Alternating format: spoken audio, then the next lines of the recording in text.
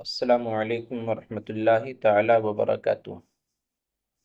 استغفار یعنی اللہ رب العزت کی بارگاہ میں اپنے گناہوں کی مغفرت طلب کرنا، اس کی بہت برکتیں ہیں۔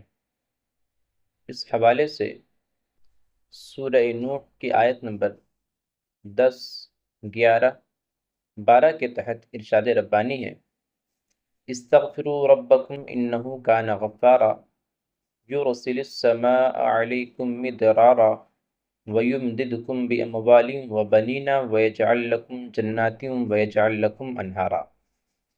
تم اپنے رب کی بارگاہ میں استغفار کرو، بے شک وہ بڑا بخشنے والا ہے۔ وہ تم پر موسلا دھار بارش نازل فرمائے گا، مال اور بیٹوں کے ذریعے سے تمہاری مدد فرمائے گا، تمہارے لیے باغ بنا دے گا اور تمہارے لیے نہریں بنا دے گا۔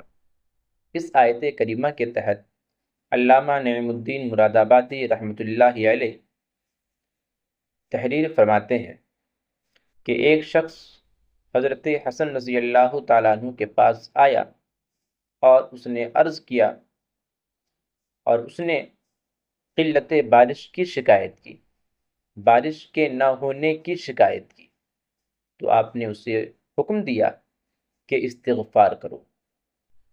ایک دوسرا شخص آیا، اس نے اولاد کے نہ ہونے کی شکایت کی، تو آپ نے اس سے بھی یہی فرمایا کہ تم استغفار کرو۔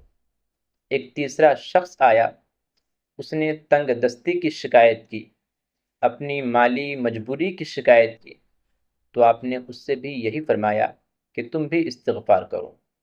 ایک چوتھا شخص آیا اور اس نے زمین کی پیداوار کی کمی کی شکایت کی کہ زمین سے اناج بہت کم آ رہے ہیں، تو آپ نے اس سے بھی یہی فرمایا کہ تم استغفار کرو۔ چار مختلف شخص چار الگ الگ سوالات لے کر کے آئے تھے، مگر آپ نے چاروں کو ایک ہی جواب دیا۔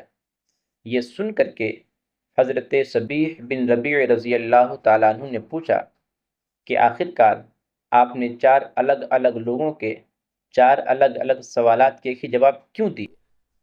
تو آپ نے اس آیت کریمہ کی تلاوت کی: استغفروا ربکم انہ کان غفارا یرسل السماء علیکم مدرارا ویمددکم باموال وبنین ویجعل لکم جنات ویجعل لکم انہارا۔